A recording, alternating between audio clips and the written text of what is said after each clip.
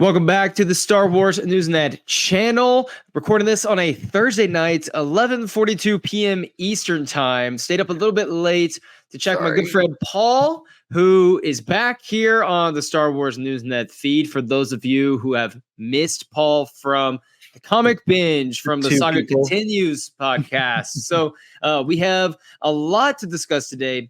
And beyond just me really enjoying talking with Paul about Star Wars, there is one also very critical reason why I wanted Paul to be on for this podcast, and that's because we are going to be talking everything Rey Skywalker, where we last left her and where we're hoping she ends up in the future in the new Rey movie. And there was no one better to have on for a Rey discussion than Paul himself, who is one of the few people I know that will stand on the a podium, behind a podium, and champion the rise of Skywalker. Yes. Take that however you may, everyone. Paul, I'm really excited that you're here, and I just want to get into this. I know Rey's one of your favorite characters. Yes. So I just want to ask you first and foremost, what makes Rey the perfect character to essentially be the lead in the post-Skywalker era, and something that we are moving beyond, which is the Skywalker saga. She's going to take us into our first steps beyond that. What makes her the perfect character to spearhead that in your eyes? Man, that's a great, you punch that up beautifully, by the way. I mean, you set me up. I can't believe it's so good. The thing is about Rey, and I like how you emphasize why she's perfect to escort Star Wars kind of going forward. And I think because basically, let's be real, let's be honest. She's basically in the same spot that Luke Skywalker is in Return of the Jedi, as far as like a foundation of where the Jedi are at that point, right? Like she's got literally nothing else to work with but her, maybe a few other people. We'll get into that probably a little bit later. And then that's it. So what's interesting is it feels like a fresh start and a new chance for Star Wars to, again, I don't want to get into Last Jedi stuff, but kind of, in my opinion, a little bit right or wrong of like, let's get the Jedi back to where we thought they would be. And again, you can say that this assumption is good or bad based upon how much you like the Last Jedi, but I think most of us before Last Jedi assumed that the order was back in order. The order was revived at some point, and had like flourished and kept flourishing. It's, and obviously the Force Awakens and the Lost Jedi had some different things in mind, but the EU, for better or for worse, that's what we all assumed. And I think it's a natural thing, right? I'm not saying that's a good or a bad thing. I think it's just the obvious kind of like no brainer.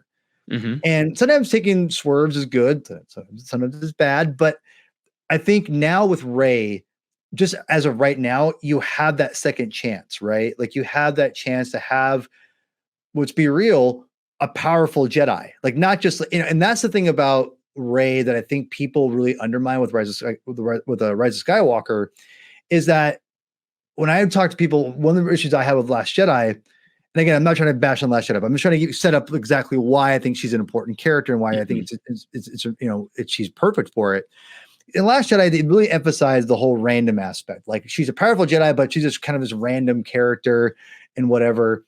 And you could love or hate that. It was always when I would talk to people about it, back in the day before Rise of Skywalker came out, people would say, well, what about Mace Windu or Yoda? Like they're not like tied to anyone and they're powerful Jedi. I'm like, yeah, but they're like, if everyone's special, no one is special. That's kind of like my thing with it, right?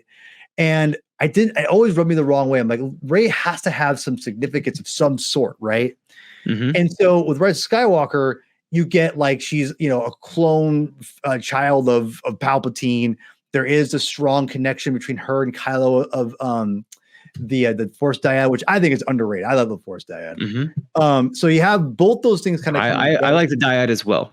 Yeah, so you have that with the fact now, and then she's helped like punish the Sith, finally, and she's the one carrying on like everything basically on her shoulders.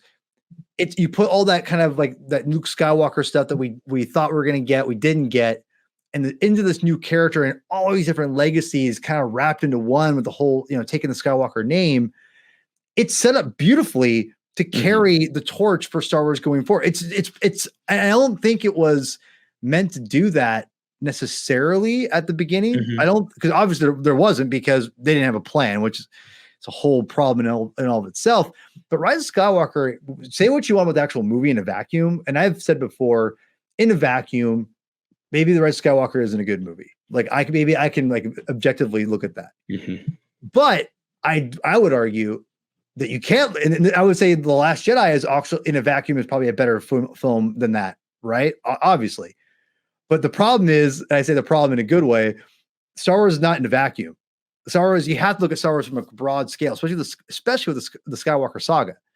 So out of the vacuum, in the context of the whole, Skywalker saga, to me, Rise of Skywalker ends and sets everything up beautifully, because you're able to tie in so many different things in a unique way that Rey is now set up to really be a massive, let's say the icon. If you want to go back to Shawn Michaels, the icon from back in the day. I'm not a big wrestling guy, but iconic legend, if you will, setting up this new Jedi Order based upon her lineage and also her past. So I think there's and that's the thing about Rey. People want to say like this and she's Mary Sue, blah blah. Given all we've gotten in the canon now with Rise of Skywalker, I think she's perfect for setting up the future of the Jedi Order based upon her experiences, her heritage, and her, what she's bringing with her legacy. So a couple of things that you mentioned I thought were good points. The first one I want to talk about, though, you said, Rise of Skywalker may right some wrongs from the previous two in terms of setting up the Jedi Order for success. And whether you view the Last Jedi as right or wrong, or the Force Awakens as right or wrong, I guess people like to blame Rian Johnson for Luke being on his own, but really it's JJ that set it's up. JJ. Let's be real, it's JJ. Yeah. So, but I think the beauty of this film is that it can take both sides of that camp that really enjoyed the arc that Luke went on and the Jedi went on, and that didn't, and bring those two together, because now, like you said, the Jedi Order is set up to thrive. So if you weren't a fan of the way it went with the sequels with Luke and, him basically just cutting himself off from the galaxy and his order falling apart very quickly, well, here we go. We have a fresh blank canvas with the most powerful Force user in the galaxy that we know of at this time. Boom. And if you were a big fan of that, you're really excited for her to take on the next page, because you're like, now we're really ready to start moving forward and giving us the Jedi Order that needs to happen. So both of those things work perfectly. I was a big fan of Rey Nobody. I wanted it to stay Rey Nobody, not because, and I understand your point of if everyone is like special, then no one is special. But I thought there was a very interesting thing that happened in Ahsoka, which was okay. But there was one thing that I thought was very interesting, and it was the Filoni kind of introducing the idea that every single being in the galaxy has the potential to use the Force because it resides in every living being. And talent does play a factor. But if anyone really applies themselves really hard, they might be able to tap into that. And I think that we see that a little bit in the sequels, even though these came out before Ahsoka. And I think of Maz Kanata, who is not like a Force sensitive being, but she talks about how she knows the Force and she closes her eyes. She's like, you can feel it.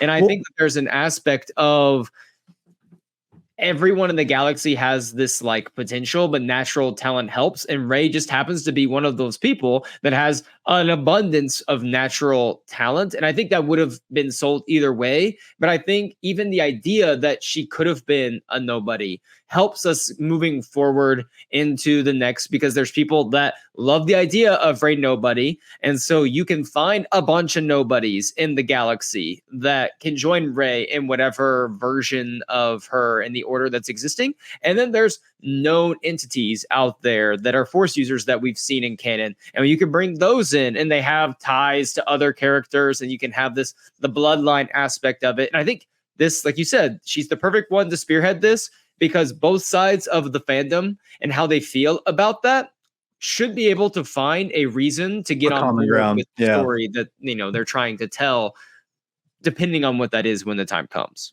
And you're not going to make everyone happy, obviously. I mean, I'm not saying, but I think you're hitting on, you understand exactly what I'm saying, because there's people out there who really wanted the Jedi Order to be flourishing after Return of the Jedi, which I think is a natural, like, obvious thing that I think was botched, to be quite honest. And I think from both JJ and Ryan, to be quite honest, I think there was ways around certain things. Me as a writer myself, or a fledgling writer of comic books, whatever, I'll release one day. But just from that, my creative aspect, I'm like, I think there's ways you could work around it. I've read enough comic books and retcons and things like that. There's been numerous creative ways of doing crazy things, right, and making things right again. But anyway, what they wanted to say about, I was going to interject really quick when you were talking about Maz Kanata, who was, you're right. She is, she senses the Force. She's not Force sensitive, but there are cut scenes of her using the Force. She was really, I did not know that. I want to say, I thought they were on the DVD, but I could be wrong. It's been a while since I've watched those things, but there was a point where she was going to be using the Force.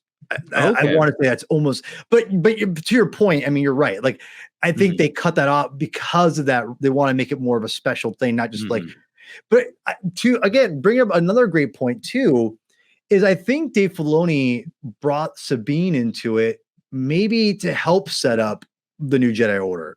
Let's be real, because one of the aspects that I think that, again, this is a fascinating conversation. I love this conversation. This is awesome, because here's the thing.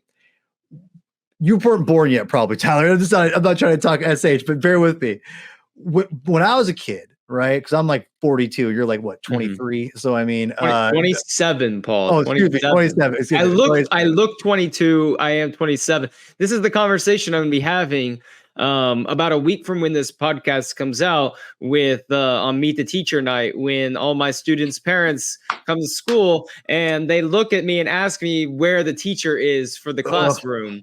Like, that happened last year. One person said, "Are you the intern?" Like, for the teacher, and the student actually looked at her mom and goes, "Mom, that's Mr. Bradshaw. That's my teacher. Like, I know who." And I'm like, "Yeah, that's me." She goes, "What is this? You're not the first person." Listen, do that. Just be blessed by good. It's a good problem to have right now. A great problem to have. You just embrace. Just hold on to it as long as you can.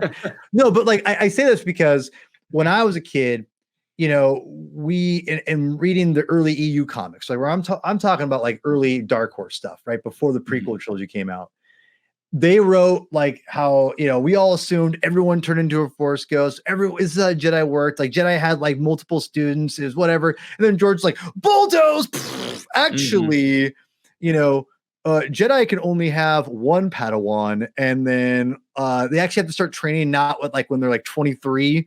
But actually when they're sick, if they're a baby, because of all this other stuff. And that kind of rubbed all of us the wrong way at first. Now we accept it for as it's his canon, and it's like, it's what it is, right?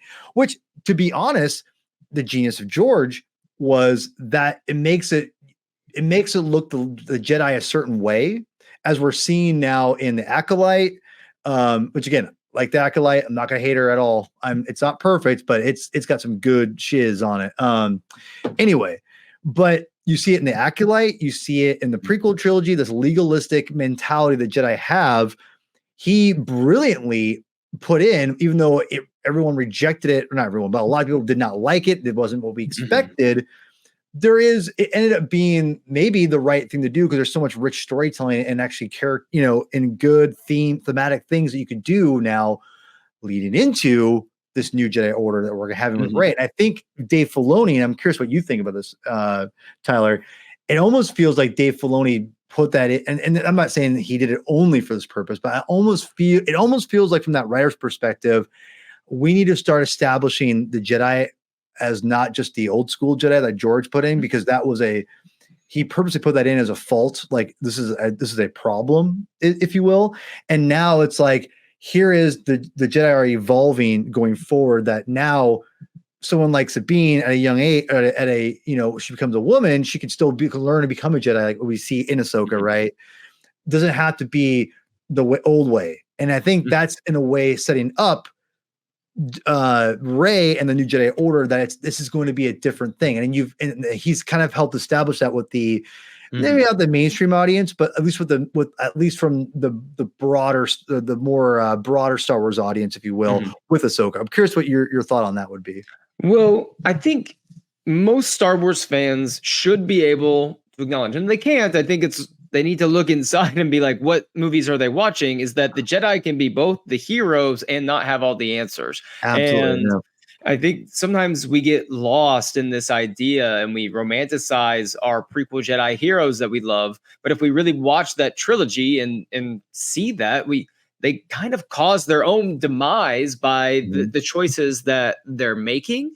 And so George very clearly said, yes, these are the heroes, but if you think that they're perfect in any way, you're dead wrong. And so now we're seeing with Sabine this idea that, she's grown and she can become a Jedi. Rey is, an adult and becomes a Jedi. So yeah, good point. Finn discovers his force sensitivity in The Rise of Skywalker. So there's all of these avenues now for these force sensitive individuals to figure out who they are, become Jedi, and pave their own path.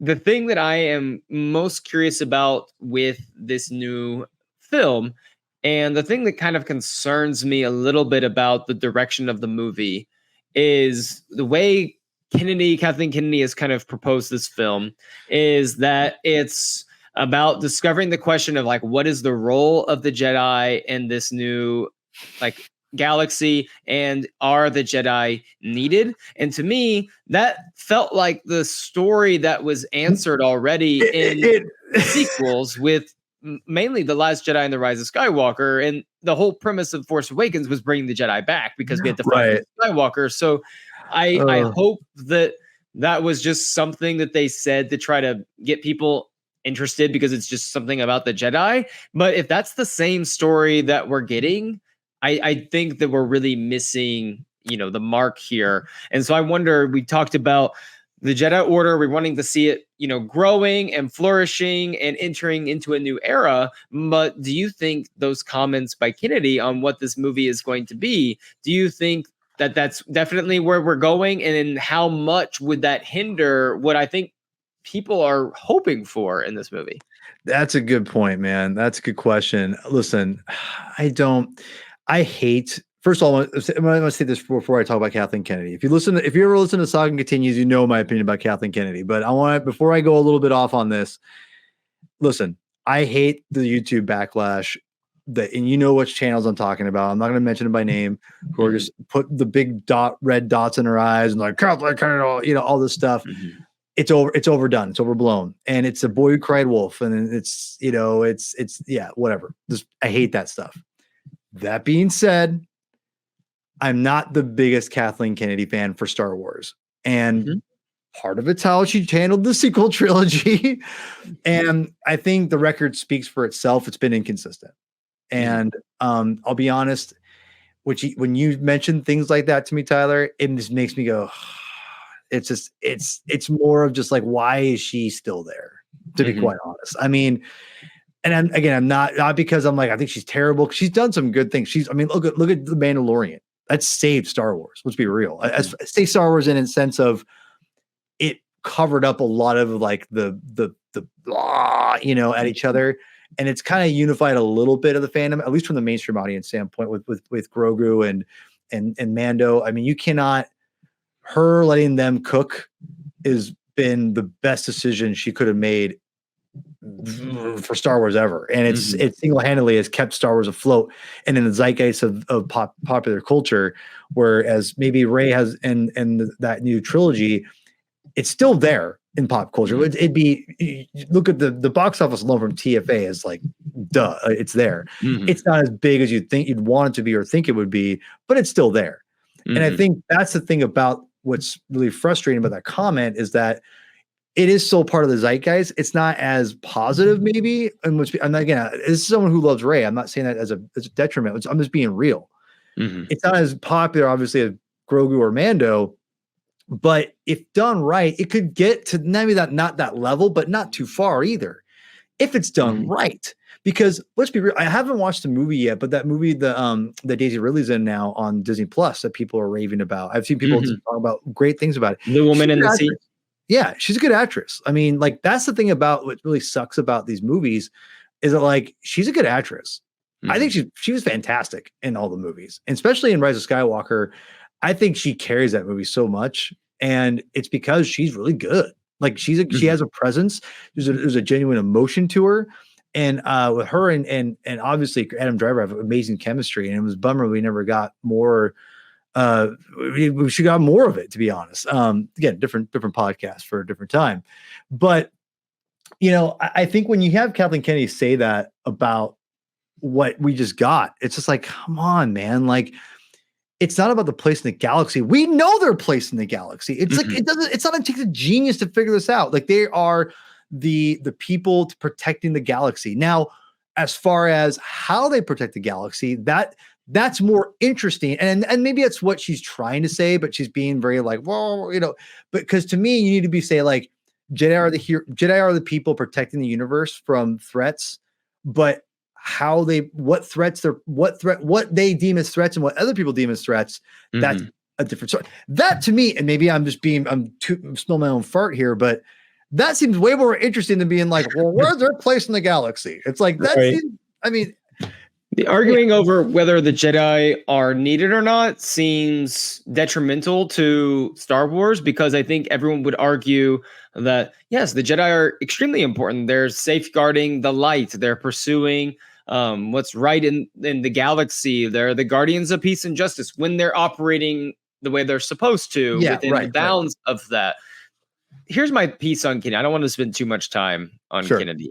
I got you. Yeah. I think two things are incredibly true, maybe three. One is Star Wars would 100% not be as successful in the grand scheme of its existence without Kathleen Kennedy. She's played an important role in several places. Would Star Wars still be a phenomenal success? Probably, because it's Star Wars, but she has undoubtedly played a pivotal role for decades now in the success of Star Wars.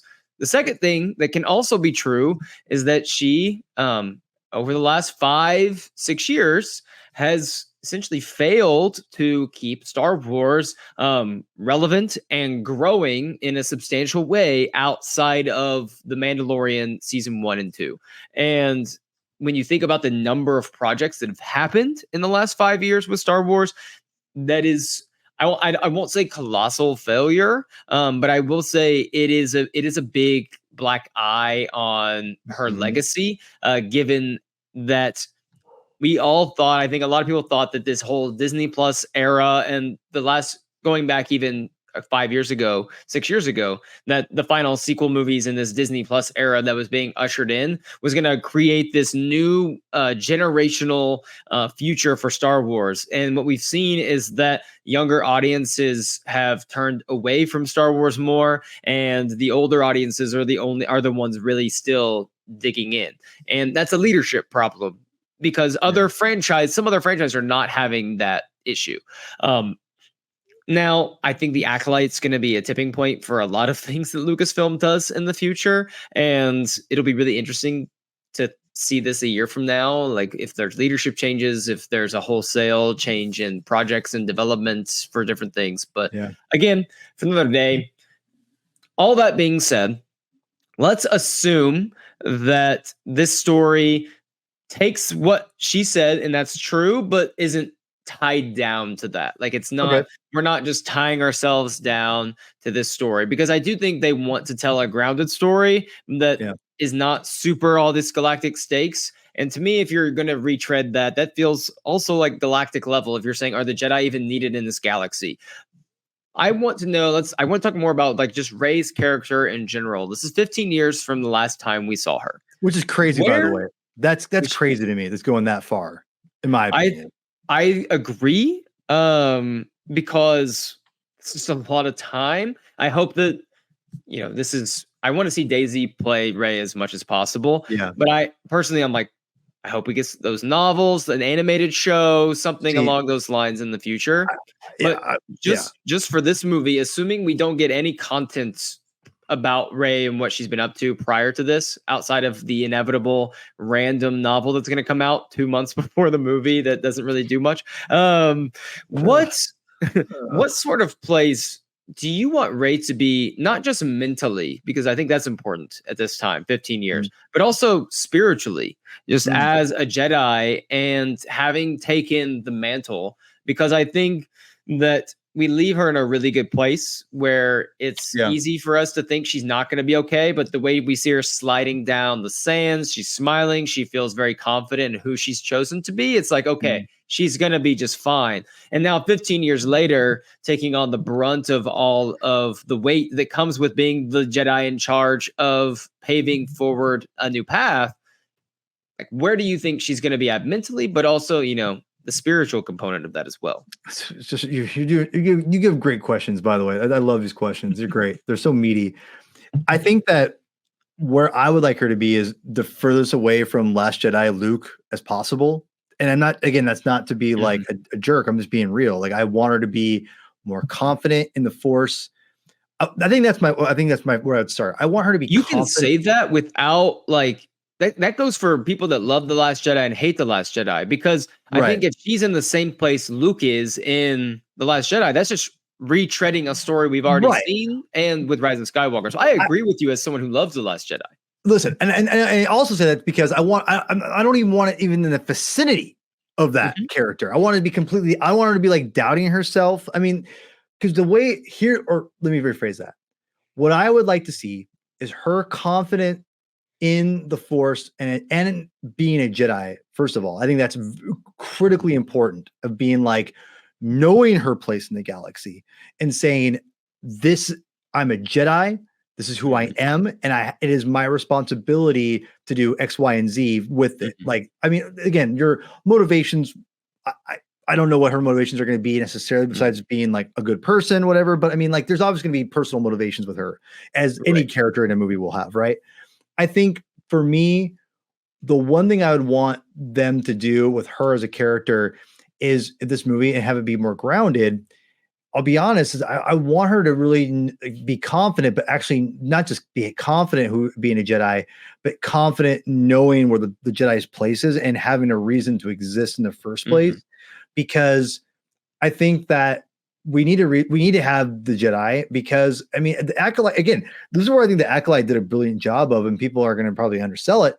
They really established the idea of like the Jedi almost need to be around just basically to protect people from like dark Jedi users, because without them, like, they're just going to take over because they're so powerful. I mean, look at the Stranger, or I forgot his name, Chimera. Chimera. I was like Kynan, but that's a Game of Thrones character. And I think the thing is, he's a great example of what happens if you don't have the Jedi around. Like, that guy's going to come out and just, wipe people out and take over and be a dictatorship like the Emperor. I think that like having that as like the basis and telling the story of like the Jedi, they have to be there to protect the people. But again, what is a good or bad Force user? I want to really, really emphasize into that. And I want her to know, kind of, again, within a reason. I think there's, I want to say, I hate saying gray Jedi, but a gray Force user, you could say. That idea of like, I would love to see her being challenged that way, but more so of like, I want her to be confident in what is good and what is evil. So.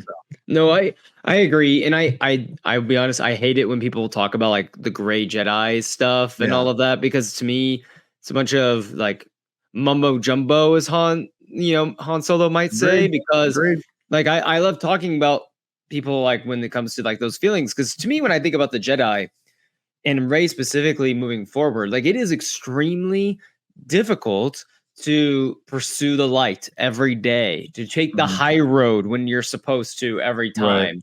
To show restraint is not easy, like, ever, on a consistent, and daily basis. Like, you're a parent, you're a husband, you're gonna have probably an argument show up in your household every single day, and having to take restraint and be calm in those situations is not always like easy. Just like in the classroom, it could be, you know, a random Wednesday and I've just had it and a student says something and it's like impossible, it seems, to take that. And the Jedi are responsible for doing that every time, because if they don't, catastrophic things can happen when they flip the other way, even just once. And so I really want them to emphasize, like you said, the importance of like this very clear right and wrong. And I think it's okay for Rey to be struggling with, like, I don't want to say her inner darkness, because I think she conquered that in The Rise of Skywalker very clearly, but that doesn't mean that that just goes away forever. Like, just because someone is choosing to be a good person every day doesn't mean that they're not going to still have, you know, thoughts of doing something wrong. But I want to see Rey, like, this is 15 years we're talking about. It's a long time, man. I want to see her. I want to see that darkness or that frustration through the eyes of maybe her pupils, or, you know, her people she's training, or people that are more inexperienced than her. I want her, like I told my friend the other day, I want her to be like a blend of like Qui-Gon and like Obi-Wan to me, like supreme, like super wise, very disciplined, knows right from wrong, but like a deep feeler, like just a very, because she is a deep feeler, and she's not afraid to show love and compassion and fight for a cause she believes in. And that's like the Qui-Gon in her, but the Obi-Wan of like being very sure of themselves, very clear in their boundaries as well. To me, I think that's where I want her to be. And we can see other Jedi popping in and struggling with, ooh, should I do this or should I not? And she's kind of like our pull. She's the North Star, if you will. Yeah. No, that's I like that. I think here's the thing about where, again, they really need to look at what would be really interesting and different that we haven't really seen before with the Jedi. For me, one of the things I think would be really cool that you could establish with her, and I have a couple, you could say it's like a wish list, but I think that like they should definitely go down this route. At least I think so. Is I don't want to bring religion into this, but I think there's an interesting aspect if you look at like the whole when you look at the Jedi as an ancient religion. What, you know, I'm not sure if you stand and all that stuff, but bear with me a moment. I went to a Bible school and all this stuff, so I have a lot of Christian background. Not saying I'm like 100% that all the time now, but bear with me, people. The thing is, what fascinates me about Christianity and Western Christianity or whatever in general, Christianity in general, is the different denominations of like, you know, there's Catholics turn into Lutherans to this to like Methodist, you know, whatever, right? Okay, it's just one religion, right? I'm sure it's just like that in other places too, but other you know religions too. But you get my point. There's this inerrant word of God, quote unquote, but so many people interpret it differently. So my question is, where are the different factions of Jedi? Because before we only had one. We had the Catholic Church, if you will, of with George, right? Like it's just one. It's here's the code, here's this, here's that, and that's all you have. What happens if, you know, what if Rey is like, I'm not going to do that. I'm not going to believe there's only one way to do it. Like, you know, and I think that's to me the natural way to do it, because that all of a sudden creates conflict between other people. Because I think because it's like art, right? We all interpret things differently. It's crazy. Like I'll never forget, Tyler. One time I was at my previous job, and my boss and I we share our office, and we're talking.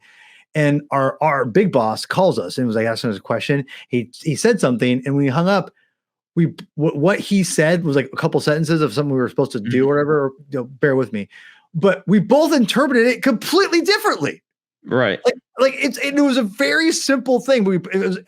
It just kind of made me laugh into myself, and I thought, no wonder people can get along. Like if we as people just interpret things differently. Imagine getting, you know, much less again some Bible that all these different people interpret different. Imagine you put that on a scale of Jedi and powers, and you know, well, actually, I don't believe this anymore because of this or that or this or that. You know, whatever. Or I interpreted the Force like this because of this. You know, right. So I think there's something very fascinating about that. I think the dark side is the extreme of that, obviously.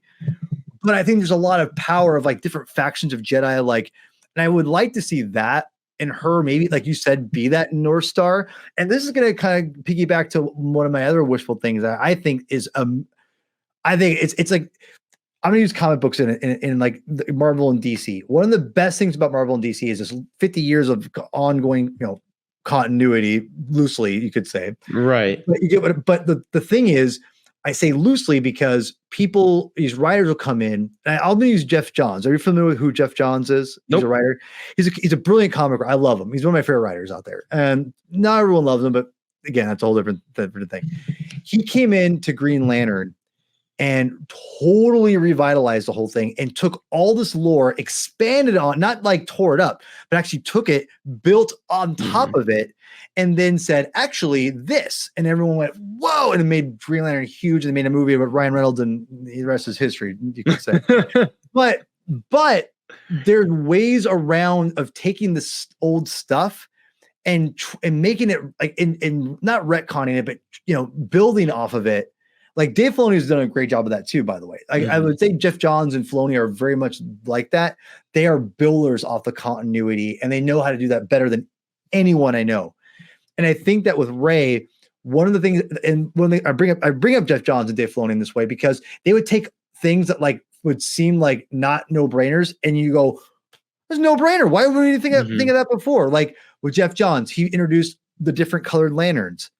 That before we only had yellow and green for like 40, 50 years. He comes in, why don't we just do different colors? And that's like, well, that's stupid, Jeff. And then it's like, oh, wait, actually, it's kind of brilliant. You did it brilliant. Again, it's that stupid, and Dave Filoni do the same thing. But you get what I'm saying. Like there's stuff that's out there. Like, why didn't we do that sooner? I think Rey Skywalker, the biggest thing you have with her, I think in honoring both Luke Skywalker, the name, and honestly, I think keeping that Skywalker legacy and George Lucas's like that whole idea behind there is the name Skywalker. How is like the North Star idea, like that centerpiece, right? Like not have her be like, I am Queen Jedi, like not like that, right?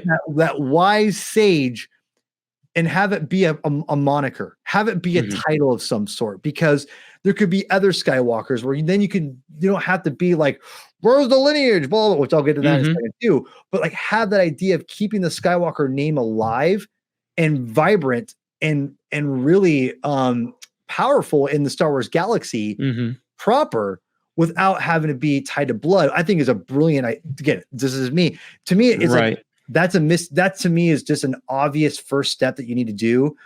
And I hope they do that in this movie. I hope the Skywalker name is not just that's my last name. Oh, well, like I want it to really have an impact, because I think it's important when she takes the name Skywalker. I really do think so. And I think if you want to keep building off, like, because I think episodes, 10, 11, 12 are not far-fetched, to be quite honest. I don't think this is episode 10, but I think if you do it the right way, you could make that title I'm not smart enough and creative enough to figure out what that title exactly is or how you would do it. But I think there's someone out there who has a good idea that could make it that worthwhile. So you could have different cultures, different, races or sexes, whatever, be the Skywalker name. And I think that's powerful in that. I think that's honestly, that's what I think Rey represents. So, well, to me, and we're talking about the Luke side of this as well, but Leia shows up too at the end. She sees both of them, and she's not just saying like, I'm taking like Luke's name, but she's like, I'm taking Luke's name, but I'm also, because Leia is, his twin, she's my master as well. Like I'm embodying both of them. And I think Rey is going to embody the spirit of both of them moving forward. And honestly, this is my opinion about episode 10. If they wanted to just call this episode 10, you would not hear a complaint from me, because if she's Rey Skywalker, then I'm perfectly fine with that, meaning the Skywalker saga is continuing. If you want to say this is outside the Skywalker saga, because that's just a point in time, like we're just stopping that movie at that point in time, and this is separate from this 60-year block, that makes perfect sense for me as well. Here's where it is going to be where you mentioned how like the name Skywalker having important resonance and important meaning moving forward. Here's where it's going to happen. 5 minutes into the movie, someone's going to come up to Rey and say, Master Skywalker, you're needed somewhere. Boom, there it is. And whoever wants to complain about that, like they can go complain about that, but they're going to hear Master Skywalker or Rey Skywalker 36 times in that movie. And I think that's it's going to be, it's going to feel fine. It's going to be great because something that Star Wars has not done. And Rey was the first to really do, because the Skywalker saga is that story about, family and everything. But Rey is the first iteration of that we see when it's really comes down to like found family. And like she chooses like who her family like is and makes that very clear that she's choosing that. And I think that resonates with a lot of people. Absolutely, and if it doesn't resonate with you, I think that there's a level of you need to at least acknowledge the fact that is just as important as Luke discovering that his sister was Leia and choosing to fight for his sister, or discovering that Vader was his father and choosing not to fight his father. She's essentially claiming her own destiny and choosing her found family, which I feel like millions of people can relate with that because their families were terrible and they found friends and people along the way to call their own. So she's a Skywalker. We're moving forward. And she's gonna, I never, and I'm gonna be very clear.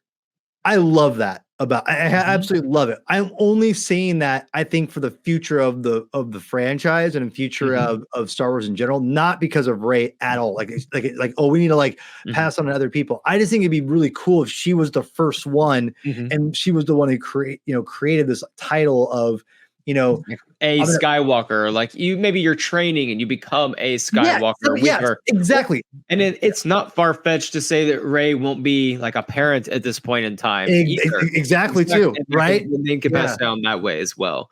So there's really, like you said before, they have a blank canvas here to really try to do something. I think that the Rey movie is going to be Kennedy's last film. I think that she's going to sign a like extension here to put her at where this movie is going to come out, and this is going to be like her final film. Now, maybe we're all surprised and leadership changes next year at some point, and they do that whole leadership swap. I think that they're gonna. And I think that Kennedy wants to go out with a bang. She wants to go out with a successful film that rakes in $1 billion and is well received by fans, and retreading a story that we've already seen in the sequels doesn't seem to be something that would result in what, they're hoping for, which is the revitalization of Star Wars for the next 10 years. Well, I think they want Mando and Grogu to be that movie, to be the $1 billion, and maybe that's what she goes off on, and this is kind of her legacy. Yeah, I don't think that's possible with a streaming. We'll see. I'll be honest, man. As someone who loves going to the movies, who my wife hates going to the movies now, and she loves movies, and she hates going to the movies. She hates people.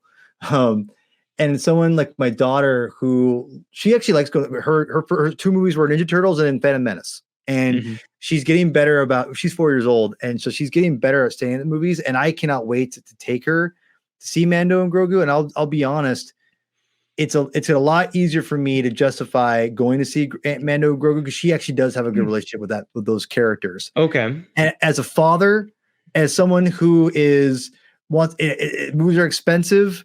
I don't, as someone who likes to go to the movies a lot, and like it's from that perspective, it's an easier sell for me to but at the same time, I agree that you can't, what I've said before, and this is a different topic, but I will say this, if you're going to sell Mando and Grogu, you better make sure that movie's filmed like a crap load in IMAX, because you need to make it as cinematic as possible and have a reason, because the movies that are making the most money are, let's be real, movies that are usually, Deadpool Wolverine isn't really like this, but that's an outlier, I think, obviously.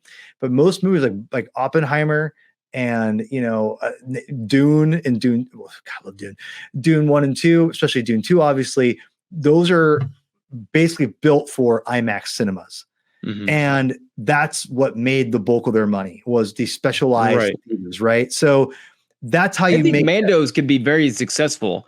I think that the degree of success is like if that movie makes $450 million being a movie from streaming, like we're taking the streaming show and developing a movie around it in Star Wars with no Skywalkers, in this movie probably, then 450 million for a streaming show now movie. To me, that's a big success, and that's like a baseline of big success. I think it could do better than that, but to me, that's like baseline success. That gives the deep breath of fresh air. There's an excitement about Star Wars movies again because we just got pumped about seeing Mando and Grogu back because there was a perfect time. Yeah. And I think that if that movie just does well, I don't think that that's like this is going to set the stage for the future of Star Wars. What I think it does is it rolls out the red carpet for the Rey movie. So Star Wars has like momentum leading into that. If that makes sense. I think you're right.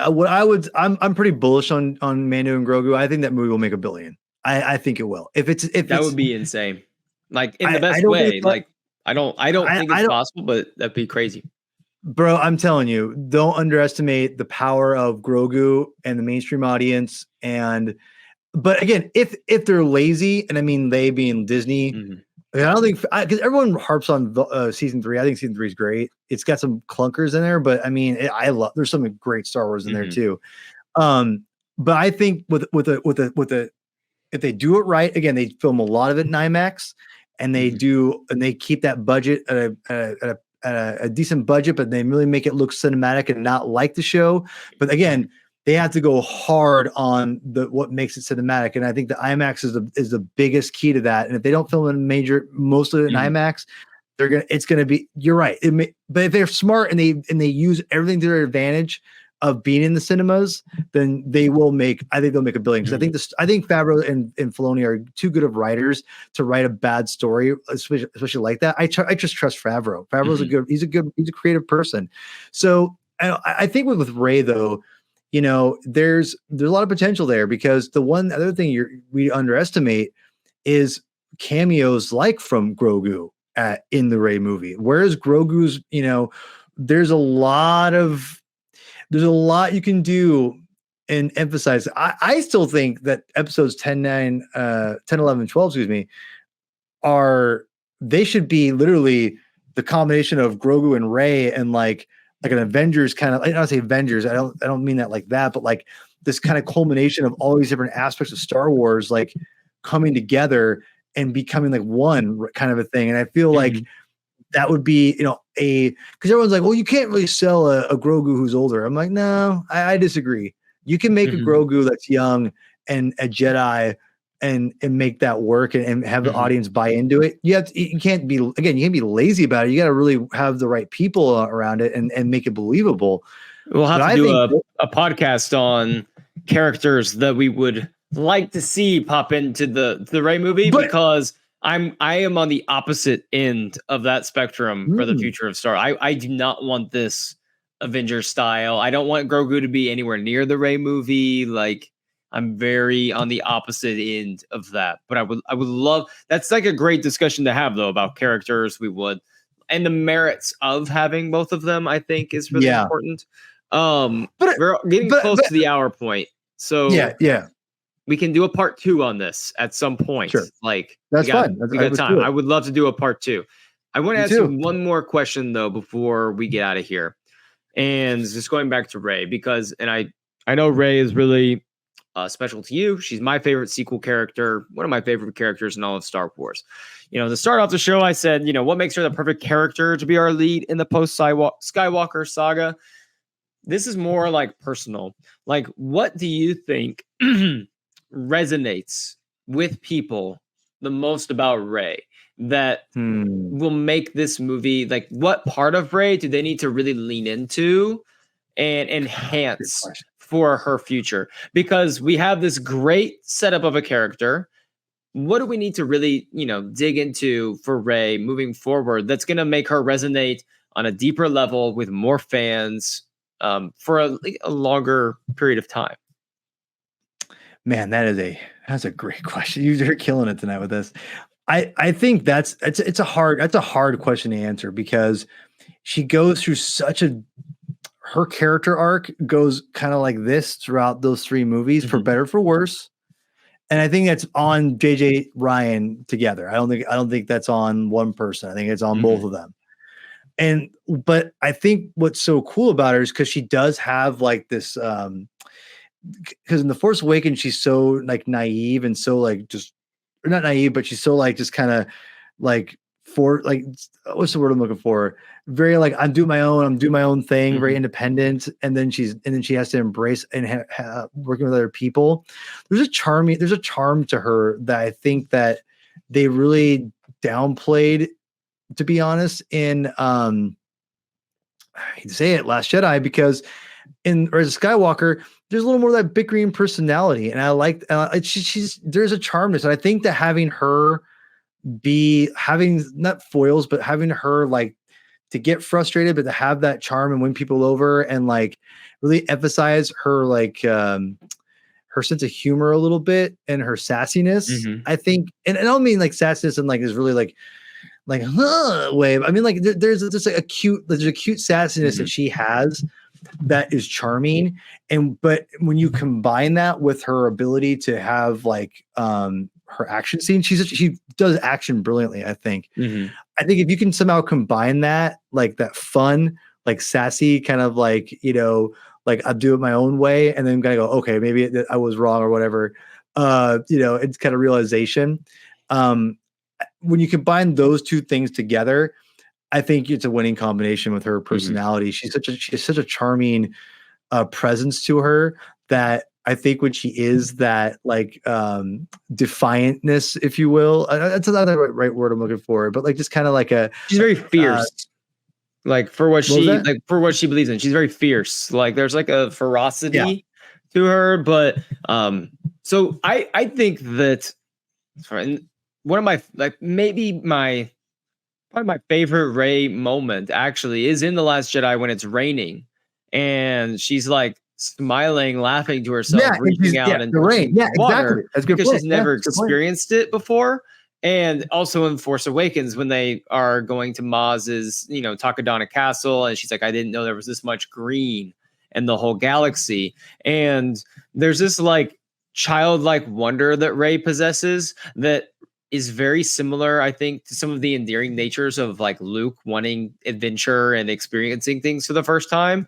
And so you have that with her coupled in with her, like you mentioned, like we talked about like her ferocity and just how adamant she is to pursue like what she, believes in. And I think that 15 years in the future, the typical, way that characters are developed is like you lose that over time a little bit. Like you become like a little more cynical over time, and you lose some of that all. I would love to see her as the like, the North Star of the Jedi, but like the leader of the Jedi, whether she has a kid or pupils that she's training or a kid of her own, whatever it is. I would love her to still kind of like still have the like wonder about her, like when she's experiencing something, like a seasoned version of her, still being able to appreciate the moment, and letting us as adults be like, we can still appreciate like this moment, but also still being just as adamant to fight for what she believes in. And you can do that as an adult, because I love that moment. It's kind of cheesy, but when Yoda's hanging out with the younglings in Attack of the Clones, and he's like, how like wonderful the mind of it. He's just like taking in that moment of this kid, like having this idea. And I really hope that they kind of build into that, because Daisy is so adept at delivering really just small moments with such a grace about her.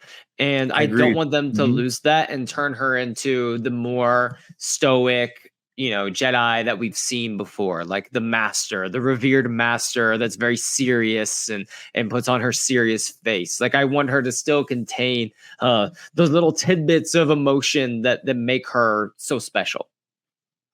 Yeah, you nailed it, man. Like there's also that moment in Rise of Skywalker when they're flying the Falcon to go off to look for that planet where Ochi's ship was, and like they're flying out, and Chewie says something, and she goes, yeah, like she kind of goes, yeah, like she kind of, the angle and her smile is just like it's infectious. When they get to really the festival, and she's like, I have never, they're on she's like, super serious mission. She's having Sith flashbacks, you know, or whatever. And she's like, I have never seen anything like this. Yeah, there is a fondness to her that I think that you can have her be wise in the Qui-Gon and the Obi-Wan and still have that sense of like, because you could say that's pretty much that's your personality. And I think she appreciates life because she didn't have much growing up because she was on Jakku, right? So I think there is an appreciation that she does not take for granted. And I think that's evident throughout her performance. And I think that to me should definitely stay there and ground her. And I think that's where I think that when I watch Rise of Skywalker, I just see someone who's just, I love the way she plays that character, and I would love to see that an evolution of that character in 15 years is so long, man. It's crazy. And I think that there's a lot of great stories there you could tell of her discovering her own power, before the movies. But yeah, this movie, I think itself, here's what I think. I think Daisy Ridley will make it work. I think she's shown in 3 films that are very uneven by fans. People may not love the Rey character for different stupid reasons or whatever, or different stupid reasons that I think are bad, or legitimate reasons that are just subjective and whatever.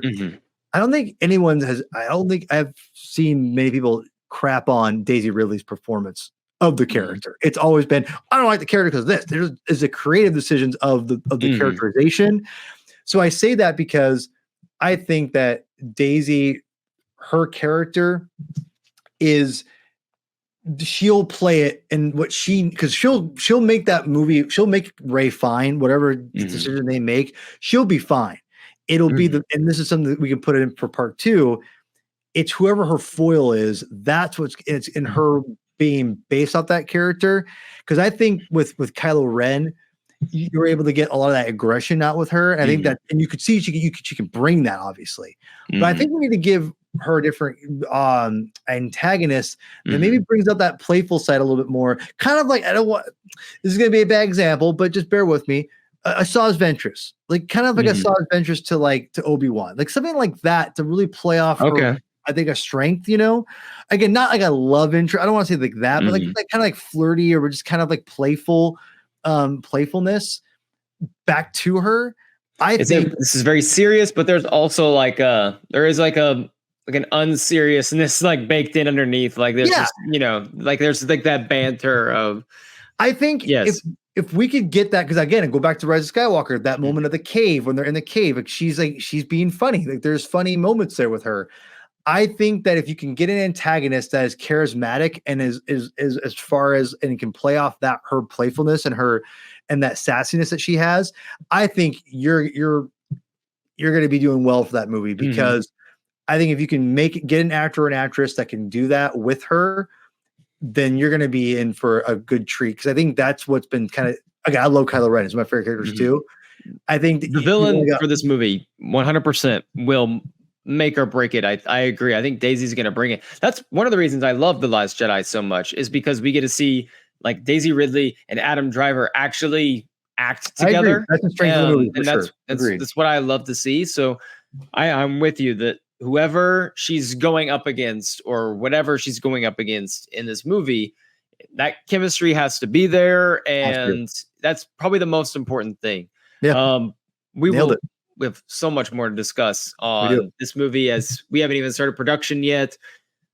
Fingers crossed that she's seen a script by now. Last thing we heard is that she still hasn't. And so that makes me question certain things, but Agreed. I'm trying to take the optimistic approach when it comes to Lucasfilm and movies right now. It's difficult, but we're trying. But Paul, thank you for hopping on tonight. Oh, Is there yeah. anything you want to plug that you're working on real quick before we get out of here? Well, I really quickly, I know you're up late. I appreciate you waiting for me. Like it is a humbling thing that you stay up this late for me, Tyler. So just first of all, but also I stayed up for Rey, actually. Sorry. Well, that's fair. You know what? That's, no, I'm just kidding. I'm just kidding. No, I appreciate that too. No, but like I just want to say for people who are watching this, you know, Tyler's awesome, and I'm so proud, and like that I have nothing to do with it, but like just proud, and I'm glad that he's just doing a lot of his awesome content for Star Wars Newsnet. He's just, yeah, I'm super stoked, and I'm just keep supporting his stuff. Follow him on social media, go like his videos and support his stuff, because you're not going to find a more genuine person, I think, in Star Wars fandom doing content out there. There's probably a few out there we could name, but Tyler, I can tell you, is 100%. I've been doing this for a long time. He's the real deal. So it's an honor to be on with him. Thank you, Tyler.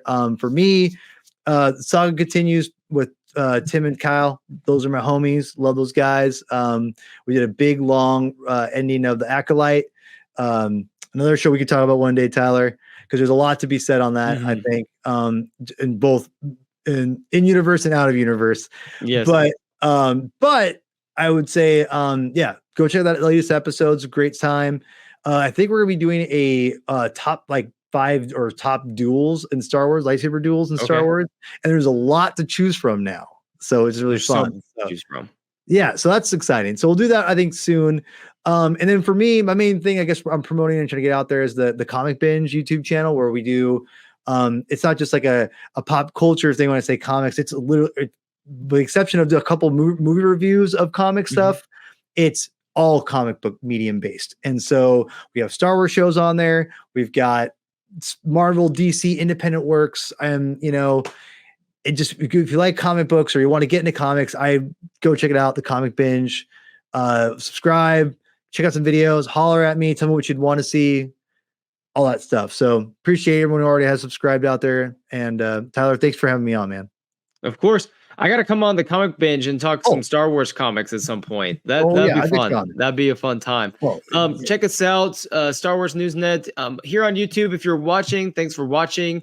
Two of us talk for the last hour, but check us out, Apple and Spotify at Star Wars Newsnet. Leave us a 5-star review. Follow us there. I really try my best to bring you guys 3 podcasts a week on Mondays, and then we do our live show on Thursdays. Audio drops usually Friday mornings if I have time, and then every Saturday you can listen to the Timeline show, where we're going through every single piece of Star Wars canon material, which is a lot. So it's a lot of fun, though. It's a little passion project. Check out Star Wars Newsnet for everything Star Wars related. Literally, I mean, everything. Thank you guys so much. We will see you next time. Paul, appreciate it. Until next time, everyone, remember, we are all the Republic. For light and life, everybody.